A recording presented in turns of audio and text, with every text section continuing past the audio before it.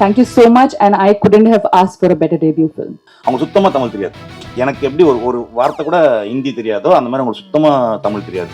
அவங்க அங்கேருந்து வந்து அவங்க முன்னாடி டைலாக் ப்ரிப்பேர் பண்ணிப்பாங்க. ஃபுல்லாக டைலாக் ப்ரிப்பேர் பண்ணிப்பாங்க. ஷூட்டிங் வந்து டக்குன்னு சிங்கிள் டேக்கில் அடித்து இது பண்ணிட்டாங்க. அதுக்கு ரொம்ப thanks.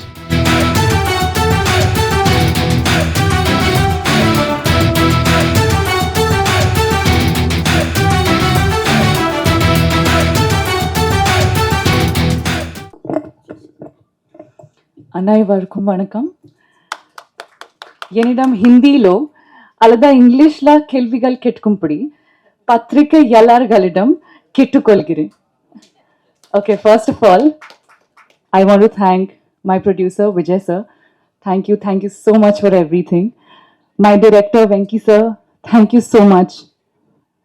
This Vittai Karan film, it means the world to me. Thank you so much, Satish. Thank you so much for your support throughout the film. Thank you so much for this lovely, huge opportunity to showcase my talent. I hope other producers and directors also accept me, since I'm an outsider and I have absolutely no godfather, help or support or connections in the film industry. But I can assure you one thing for sure, that I am an extremely talented girl, which will be seen in the film. So yeah, Vittai Karan is releasing on 23rd Feb, and I know for sure that it is going to be a huge hit. Thank you so much, and I couldn't have asked for a better debut film. Thank you. எல்லாருக்கும் வணக்கம். First, I would like to thank our director sir for giving me this opportunity. Producer sir, thank you so much. Abhi, the co-director who brought me into this project. And as a team, எல்லாருமே ரொம்ப சப்போர்ட்டிவாக இருந்தாங்க. DOP, Satish sir and everyone else. Thank you so much for the opportunity, and congratulations and all the very best to the whole team. Thank you. மைக்கு பிடிச்ச எதுவும் பேச முடியாதுன்னா director வந்து start camera action cut சொல்லிட்டு நம்ம only screen முன்னாடி தான் screen மேல் தெரியுது தான் எனக்கு ரொம்ப விருப்பமாக இருக்கும். இப்படி உட்காந்து ஆளுகள் பார்க்கும்போது எனக்கு பயமாக இருக்கும், பேச முடியாது. ஸோ ஏனோ வெங்கி ப்ரோ ஒரு காமெடி பிக்சர், இது காமெடி எல்லாம் கலந்து இருக்கும். ஸோ அந்த மாதிரி படத்தில் எனக்கு ஒரு நல்ல வாய்ப்பு கொடுத்துருக்காரு. Thanks for that. அப்படி நான் விஜய் சார் தொடர்ந்து நீங்கள் படம் பண்ணிகிட்ருக்கணும், நாங்கள் அதில் நடிச்சிட்ருக்கணும். ஏன்னா ப்ரொடியூசர் நல்லா இருந்தால் தான் ஆர்டிஸ்ட் நல்லா இருப்பார். ஒரு 10 டைரக்டர் உருவாக்குறாரு. தேங்க்யூ. இந்த படம் 23rd ரிலீஸ் ஆக போகிறது. படம் வெற்றி எடுக்கணும். அது எத்தனை நாள் ஓட்டுறதில்ல, ப்ரொடியூசர் எவ்வளோ பணம் வந்தது அதுதான் main. So all the best to producer Vijay sir. Thank you. அனைவருக்கும் வணக்கம். இந்த விழாவை ஒரு மிகப்பெரிய நன்றி அறிவிப்பு விழாவாக பசங்க எல்லாம் மாற்றிருக்காங்க. என்ன எனக்கு ஆச்சரியம் என்னென்னா, இப்போ இவங்க வர்றவங்க அத்தனை பேரும் மிகச்சிறந்த நன்றி உணர்வோடு வர்றது ரொம்ப பெருமையாக இருக்குது. குறிப்பாக திரைத்துறையில் அதிகப்படியாக சொல்கிறது என்னென்னா நன்றி மறந்துடுவாங்க அப்படின்றது. ஆனால் இவங்க எல்லாமே நன்றின்றது ரொம்ப மகிழ்ச்சியாக இருக்குது. நான் அடிக்கடி சொல்லுவேன், நம்மக்கிட்ட இருக்கிற சிறந்த பண்புக்கெல்லாம் தாயாக விளங்குவது நன்றி உணர்வுன்ட்டு. நன்றி உணர்வு யார் இருக்கிறாங்களோ அவங்க மிகச்சிறந்த மனிதராகவும் மிகச்சிறந்த வெற்றியாளனாகவும் இந்த சமுதாயத்துக்கு மிகச்சிறந்த தேவையானவங்களாகவும் இருப்பாங்கன்னு நினைக்கிறேன். இவங்க எல்லாமே அப்படி இருக்கிறவங்களா எனக்கு தோணுது. வாழ்த்துக்கள். வித்தைக்காரன் வெங்கி எப்போதுமே என்னென்னா, திருடர்கள் கதை சமூகத்துக்கு ரொம்ப தேவையான கதைகளாகவே இருக்குது. திருடர்கள் கதை எனக்கு ஒரு 10 அழகான தெரியும். ஏன்னா அவங்க நம்மளை பூட்டு போட வச்சிடுறாங்க, சாமிக்கே கதவு போட வச்சிடுறாங்க. திருடர்கள் இல்லாத வாழ்க்கை சுவாரஸ்யம் இல்லாத வாழ்க்கையாயிடுது. அதனால் வெங்கி தன்னுடைய முதல் கதையை திருடர்கள் கதையை எடுத்து பண்ணியிருக்காப்புல. இது மிகப்பெரிய வெற்றி அடைத்தோம். குறிப்பாக ப்ரொடியூசர் விஜய், அத்தனை பேரும் விஜய் பாண்டிய குறிப்பிட்டாங்க. ஒரு சிறந்த ப்ரொடியூசர் தான் ஒரு தரமான படைப்புக்கு ஃபஸ்ட்டு வழி வகுக்கிறவர் அவர் தான். பாரதி ராஜா ஒரு நாள் என்கிட்ட சொல்லிகிட்டு இருக்கும்போது, பாரதி ராஜா 2 கதையை போய் சொல்லியிருக்கார் முதல் பட தயாரிப்பாளர்கிட்ட. ஒன்று சிவப்பு ரோஜாக்கள், இன்னொரு கமர்ஷியல் கதை, அதை நான் மறந்துட்டேன். ரெண்டும் சொன்னோன்னே அவர் சொல்லியிருக்காரு, இல்லைப்பா இது என்னப்பா வந்த படமாகவே இருக்குது, எனக்கு வந்து ஏதோ ஒன்று வேணும் அப்படின்னு இருக்காரு. அப்போ பாரதிராஜா சொன்னாராம், ஒரு டாக்குமெண்ட்ரி மாதிரி ஒரு கதை வச்சுருக்கேன் சார், அதை வேணால் சொல்லட்டுமா? சரியா, நாளைக்கு வந்து சொல்லு. அந்த சொன்ன படம் தான் 16 வயதினிலே. 16 வயதினிலே சொன்ன உடனே, ஐயோ இதுதான் என் படம், என்னையா இதை போய் டாக்குமெண்ட்ரிங்கிற, இதுதான் என் வராத படம் அப்படின்னு அந்த முதல் பட தயாரிப்பாளர் சொன்னதாக சொன்னார். அவர் பொள்ளாச்சியிலேருந்து வந்த ஒரு தேங்காய் வியாபாரி. ஒரு தேங்காய் வியாபாரிக்கு சிறந்த படம் என்னன்னு தெரிஞ்சிருது. அதனால் புதிதாக வர்றவங்க புதிய சினிமாவை கொண்டு வந்துடுறாங்க. அவங்க தான் மிகப்பெரிய மாற்றங்களையும் மாயாஜாலத்தையும் சினிமாவில் பண்ணிடுறாங்க. அப்படி பல படங்களை நம்ம விஜய் பாண்டி இந்த தமிழ் சினிமாவுக்கு தரணும். அவர் மூலம் இன்னும் வெங்கி போல பல பேர் இங்கே வரணும். இந்த படத்தினுடைய கதாநாயகன் சதீஷ், விஜய் பற்றி சொன்னார். விஜய் நடிக்க மாட்டேன்னு இருக்காரு, இப்போ நமக்கு சதீஷ் கிடைச்சிருக்காரு. பாட்டு, டான்ஸு எல்லா படையும் வந்திருக்காரு. ஏன்னா விஜய மனசில் நினைச்சுக்கிட்டு இவர் சொல்றாருன்னா அப்ப மனசுக்குள்ள விஜய் ஒருத்தர் இருக்காரு. இல்லை, வாழ்த்துக்கள் வரட்டும். ஏன்னா எப்போதுமே என்னன்னா எதை நினைக்கிறோமோ அதை நம்ம போயிடுவோம் இல்லையா அந்த இடத்துக்கு. சதீஷ் வந்தால் யாரோ வர்றதுக்கு நம்மளுக்கு தெரிஞ்ச சதீஷ் வர்றது மகிழ்ச்சி. இந்த படத்தில் இருக்கிற அனைத்து கலைஞர்களுக்கு என்னுடைய வாழ்த்துக்கள்.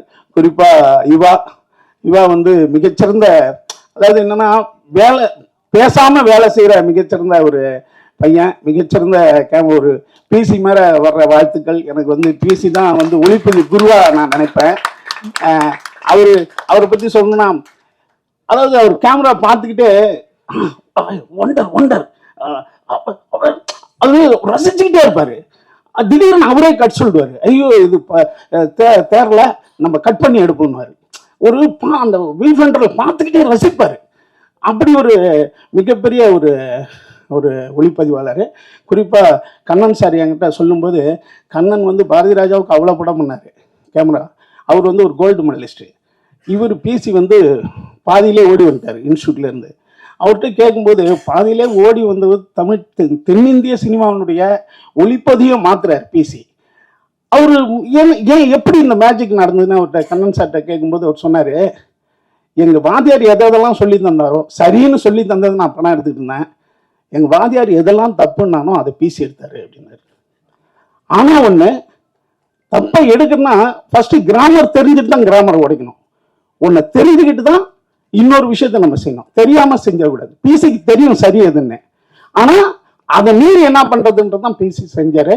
அதே போல இங்க இருக்கிறவங்க அத்தனை பேரும் ஒரு விஷயத்தை முழுமையாக தெரிந்து கொண்டு அதை மாத்துறதுக்கு நீங்க முயற்சி பண்ணணும். அப்பதான் மிகச்சிறந்த படைப்புகள் நமக்கு வரணும்.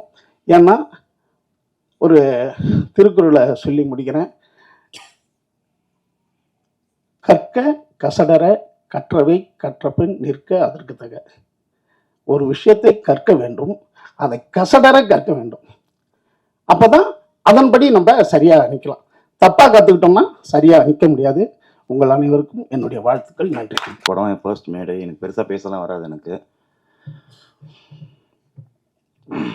நான் 4 படம் ஒர்க் பண்ணியிருக்கேன். நிறையா பேர்கிட்ட கதை சொல்லியிருக்கோம், நிறையா முயற்சி பண்ணியிருக்கோம், நிறையா ப்ரொடியூசர்கிட்ட போயிருக்கோம். பட் அதில் நிறையா தள்ளி போயிருக்கோம். அப்புறம் கேட்கலான்னு சொல்லியிருப்பாங்க, அப்புறம் பண்ணலான்னு சொல்லியிருப்பாங்க. பட் அதான் பிக் திங்ஸ் ஹேப்பன் சடன்லி, உடனே நடந்துடும் அப்படின்னு சொல்லுவாங்க. அந்த மாதிரி நான் விஜய் சார்கிட்ட போய் கதை சொன்ன உடனே எனக்கு ஓகேன்னு சொல்லிட்டாரு. அந்த அந்த அந்த ஒரு 2.5 மணி நேரம் கதை கேட்டுருப்பார். 2.5 மணி நேரம் கதை கேட்டு அடுத்த ஒரு 5 நிமிஷத்தில் என்ன வேற என்ன ஒர்க் பண்ணிருக்கீங்க, வேற என்ன எக்ஸ்பீரியன்ஸ் எப்படிலாம் கேட்டார். அது கேட்டுட்டு நான் ஓகே நான் படம் பண்ணுறேன் அப்படின்னு சொல்லிட்டாரு. சதீஷ் தான் எனக்கு அங்கே அமுச்சு வச்சாரு. ஸோ அங்கேருந்து படம் ப்ரொசீடே வந்து. So first I would like to thank producer sir. Thanks sir. அப்போ நான் கேட்டதெல்லாம் நிறையா கொடுத்தாரு, கேட்கறது தாண்டி நிறையா கொடுத்தாரு. படத்தில் பார்த்தீங்கன்னா உங்களுக்கு தெரியும்.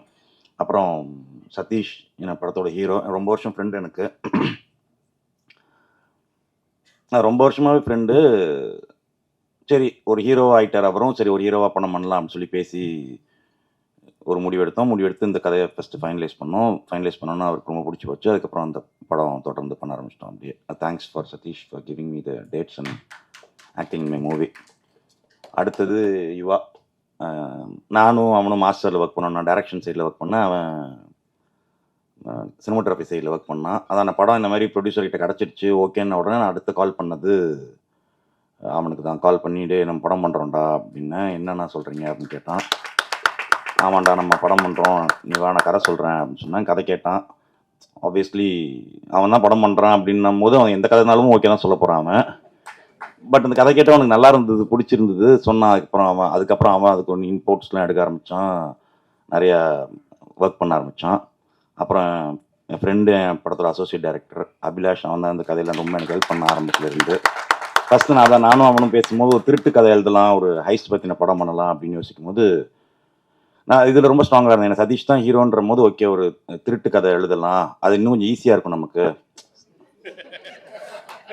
இல்லை அது அந்த அர்த்தத்தில் இல்லை, சதீஷை வச்சு இது வரைக்கும் பண்ணாத ஒன்று பண்ணலாம் அப்படின்ற ஒரு முடிவு ஒன்று எடுத்து அது பண்ணிடலாம் அப்படின்னு யோசிச்சோம். அப்புறம் ஜாகிரபியாக யோசித்தோம் எங்கே போய் கொள்ளையடிக்கலான்னு. இது வரைக்கும் கொள்ளையடிக்காத இடமா இருக்கணும், நகைக்கடை, துணிக்கடை, அந்த மாதிரி காலேஜ், பேங்க், அந்த மாதிரி ஆல்ரெடி பார்த்த இடமா இருக்கக்கூடாதுன்னு ரொம்ப யோசிச்சு நானும் அவனும் தான் ரொம்ப யோசிக்கும் போது நான் அவன்கிட்ட கேட்டேன், எது கொள்ளவே நான் ஒன்றுனா சொல்லிட்டே இருந்தான். நான் இல்லைடா வேணாண்டா நான் கேட்டேன், சரி கொள்ளையை அடிக்க முடியாத ஒரு எண்ணம் இருக்கணும்டா, அது எதிரா அப்படின்னா ஏர்போர்ட்லாம் போய் கொள்ளடிக்கும் நீ போய் அடி அப்படின்னாம அப்போ தான் அப்போ ஓகே ஏர்போர்ட்டில் ஃபிக்ஸ் பண்ணுறேன், ஏர்போர்ட்லாம் கொள்ளடிக்க முடியாதா அப்படின்னா இல்லைடா அப்போ அடிக்கிறோம் நம்ம, அதுக்கு எழுத ஆரம்பிச்சிடலாம் அப்படின்னு சொல்லி தான் ஃபஸ்ட்டு பிள்ளையார் சொல்லி போட்டது அவன் தான். தேங்க்ஸ் மச்சான்.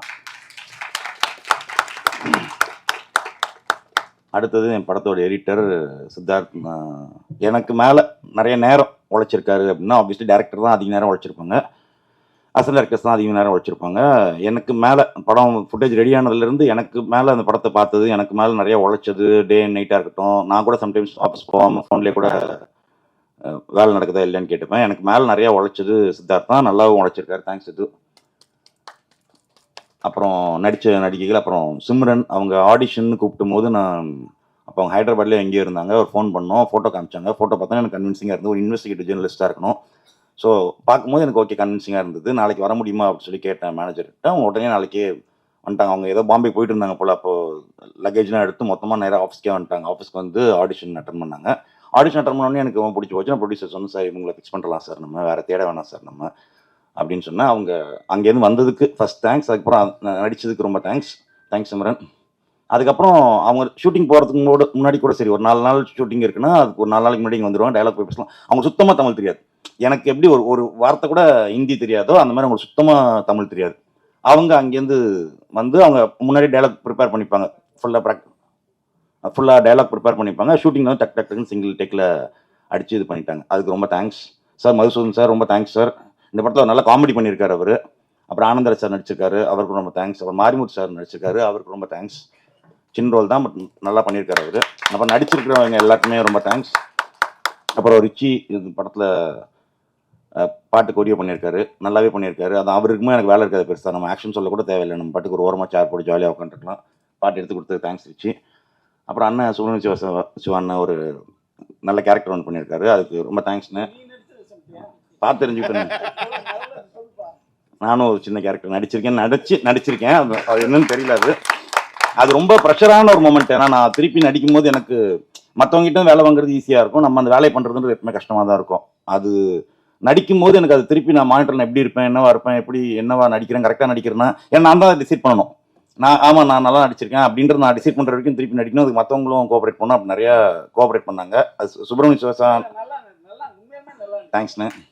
அண்ணன் கூட தான் எனக்கு காம்பினேஷன் எனக்கு நிறையா, அதனால் அவர் கூட நடித்தேன். அவர் நல்லாவே ட்ரெயின் பண்ணார், நல்லா சப்போர்ட் பண்ணார் எனக்கு, நல்லா நடிக்கிறேன்னு சொல்லி. அப்புறம் வேறு யார்? ஆமாம் அது கரெக்ட் தான், வேறு வழி இல்லைன்றது ஒன்று இருக்குது. தேங்க்ஸ்ண்ணே. அப்புறம் மியூசிக் டைரக்டர் வந்து பிபிஆர்னு ஒரு புது மியூசிக் டைரக்டர் தான். நிறைய பேர் புதுசு தான் நாங்கள் இது பண்ணியிருக்கோம். இதில் மியூசிக் டைரக்டர் நல்லா சூப்பராகவே பாட்டு போட்டிருக்காரு. அவரோட ஃபஸ்ட்டு ஒரு ரெஃபரன்ஸாக ஒரு மியூசிக் ஒன்று காமிச்சார், போட்டு வச்சுருந்தது. அது பார்த்தேன், எனக்கு பிடிச்சிருந்தது. உடனே அவர்கிட்ட மற்ற டியூன்ஸ்லாம் சொன்னேன், மற்ற பாட்டெலாம் கேட்டேன், டக்குன்னு போட்டு கொடுத்தாரு.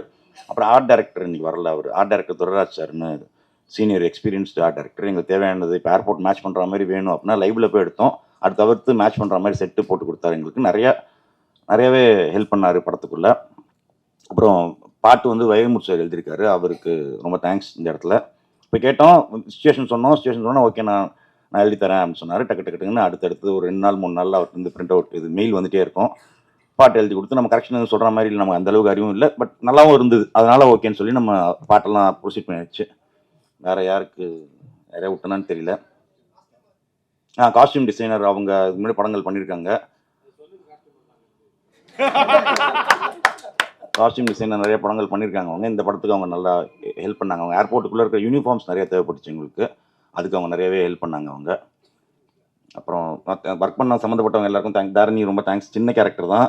அவருக்கு விக்ரம் வந்து சின்ன கேரக்டர்னு சொன்னாங்க. ஆக்சுவலாக வந்து இவருக்கு 2 பேர் பக்கத்தில் உட்காந்து கூட படத்தில் ஹீரோயின்றது இல்லை. இவர் டபுள் ஆக்ஷன் அடிக்கிறார், அவருக்கு ஹீரோயின் இல்லை. ஆனால் அவர் சின்னதாக வர அவருக்கு ஒரு ஹீரோயின் வேறு கொடுத்துருக்கோம் நாங்கள். அப்புறம் நிறைய பேர் நடிச்சிருக்காங்க. எல்லாருக்கும் சப்போர்ட் பண்ணவங்க எல்லாருக்கும் நன்றி. கூட நடித்தவங்களுக்கு, டெக்னீஷியன்ஸ் எல்லாருக்குமே ரொம்ப நன்றி. இது ஸ்பெஷலாக எக்ஸ்ட்ராவாக நன்றி சொல்லணும்னா 2 பேருக்கு சொல்லணும். ஒன்று என் டைரக்ஷன் டீமு. நான் கொஞ்சம் ஷார்ட் டெம்பர் தான். நான் ஒர்க் பண்ணுற இடத்துல கொஞ்சம் ஷார்ட் டெம்பராக தான் இருப்பேன். ஒரு வாட்டி சொல்லுவேன், 2 வாட்டி சொல்லுவேன், 3வது வாட்டி சொல்லுவேன், 4வது வாட்டி கொஞ்சம் லைட்டாக மூஞ்சி காமிச்சிருவேன். பட் அதுக்காக எவனும் வேலையை விட்டு போகாமல் கடைசி வரைக்கும் புரிஞ்சுக்கிட்டானுங்க அவனுங்க. ஓகே, இவன் கொஞ்சம் கோளாறு தான், ஆனால் தப்பு பண்ணும்போது தான் கோளாறு ஆகிறான் அவன். சும்மா கோளாறு ஆக மாட்டான் அவன். ஒரு 4 வாட்டி சொல்கிறான்ல, 4 வாட்டி நம்ம புரிஞ்சு போனோம். 5வது வாட்டி தான் அவன் கொஞ்சம் மூஞ்சி காட்டுறான்றது. அந்த தேங்க்ஸ்டா அதுக்கு. 10 பேர் இருந்தாங்க என்கிட்ட. எல்லாரும் கேட்பாங்க, ஃபஸ்ட்டு படத்துலேயே 10 பேரா, ஃபஸ்ட்டு படத்துலேயே 10 பேரா அப்படின்னு. அது ஃபஸ்ட்டு வாட்டி ஒருத்தர் கேட்டார், ஃபஸ்ட்டு படத்துலேயே 10 பேரான்னு. அப்போ யோசிச்சேன் நான் தப்பு பண்ணுறோம் அப்படின்னு. செகண்ட் வாட்டியும் திருப்பி ஒருத்தர் கேட்டார், கொஞ்சம் ஓவரா போயிட்டுமோ. 3rd வாட்டி ஒருத்தர் கேட்டார் 10 பேரா.